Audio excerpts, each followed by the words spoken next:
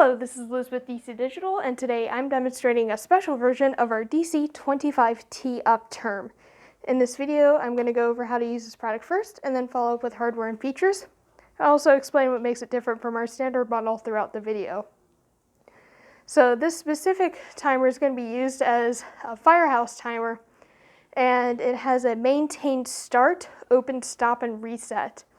And at the firehouse, they have a relay that's going to shut to start the timer, and then the relay will open back up after a preset amount of time, and the firefighters have to be out the door before the relay opens again.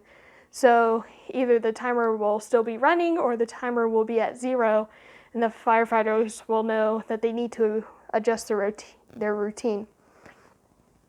So for the maintained start, you're going to use terminal 1. And you just connect the two terminals together. And I have a wire in there. And as soon as the two terminals are connected, the timer starts. Right now it's showing seconds and tenths and hundredths. As soon as it gets above 1 minute, it'll shift over to showing minute, minute, second, second. And then after an hour, it'll show hour, hour, minute, minute.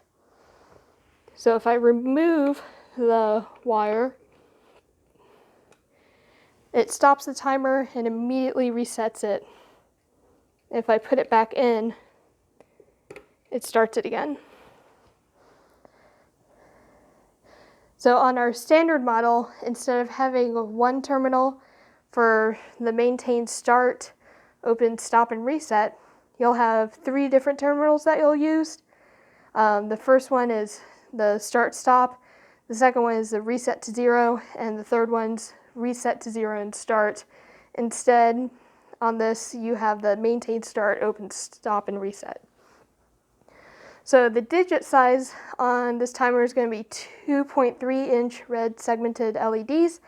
The case is made out of powder-coated aluminum, and in the back there are teardrop-shaped knockouts for mounting. And for power, you can either put 24 volts DC in at the terminal, or right now I have a 12 volt DC power adapter going into the coax connection. And then on the inside of the case, if I tilt this up, you can see the terminal block here. The 24 volts is this top terminal, and then terminal 1 is going to use the bottom 2 holes.